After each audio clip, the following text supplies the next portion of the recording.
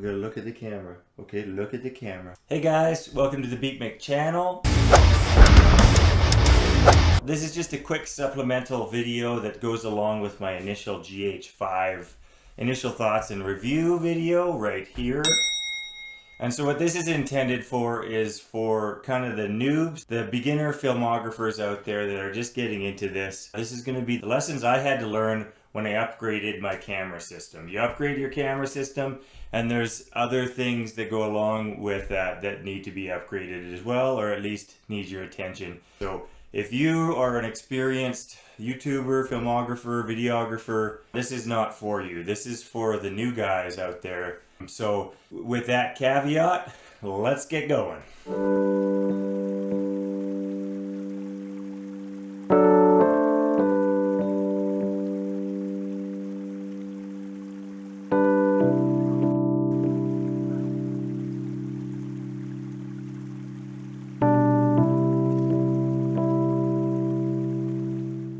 Alright, so I picked up a new camera, Panasonic GH5. First impressions of the camera, I freaking love this camera. For me, this has been a huge upgrade to my arsenal. But it did come with somewhat of a learning curve.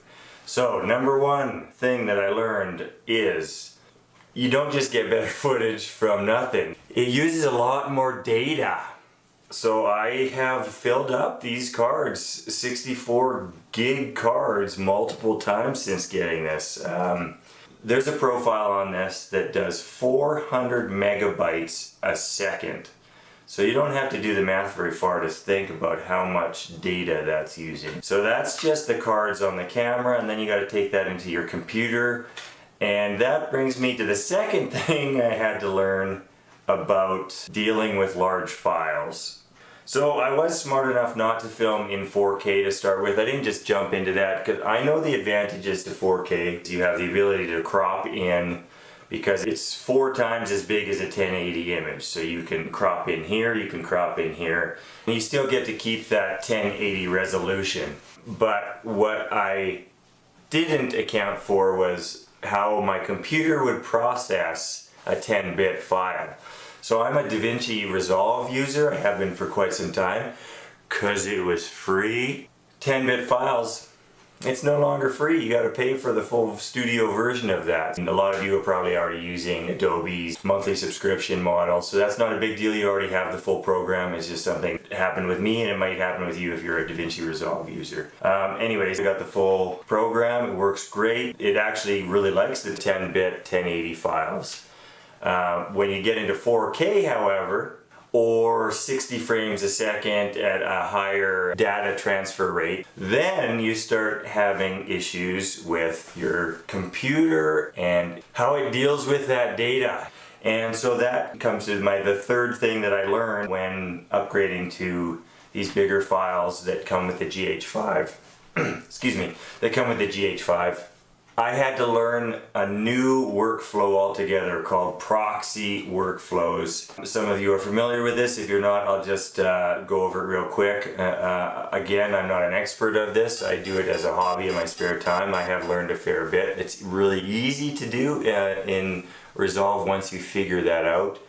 But basically what you're doing with proxy workflow is you're pre-rendering these large files into an easier format for you. You're basically cutting down your files to smaller files, but those are still linked to the originals. So you do all your editing with these smaller files, do all your color grading, color corrections, and then when you're ready to export and render, it's going to render from the full files from before. And so it's just gonna, instead of dealing with the slow sluggishness of your computer through the whole editing process, it's only going to happen at the end when you hit that render button, and it'll take a little bit longer to render than if you were using smaller files that, say, I would get out of this T5i.